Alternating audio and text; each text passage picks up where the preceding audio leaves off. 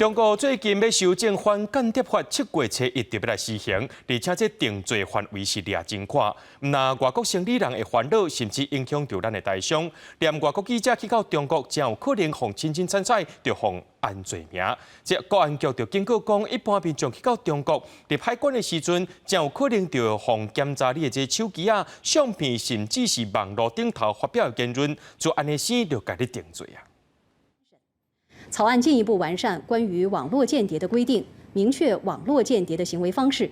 中国全国人大常委会通过反间谍法的修订，把间谍行为的定义扩大做包括投靠间谍组织、甲因的代理人，针对国家机关、设备单位或者是关键基础设施等等的网络攻击等等的行为，还有涉及相关经济利益，拢有可能互纳入规范内底。国安局就警告，包括台商在内外国生理人、外国记者、违反人士，若去中国可能会产生风险，都连一般的民众拢要注意。 这个部分也真的要请民众到对岸去进行交流的时候，要特别注意到委员刚刚所提到的这一点，包括你手机里面的一个内容，你可能在进出中国海关的过程当中，就已经被中国海关相关的安全人员来进行检查，所以这部分也要特别的小心。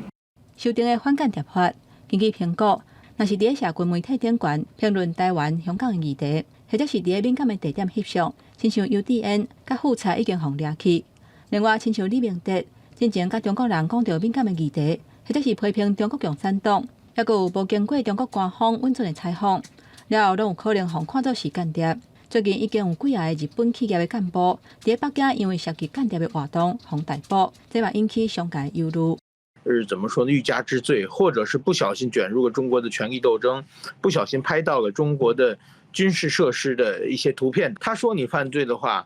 那你就犯罪了嘛。所以说这一点的话，确实是在对中国的这种。 不光是这个文化交流等等，包括在中国做生意的风险也提高了，无形中提高很多倍。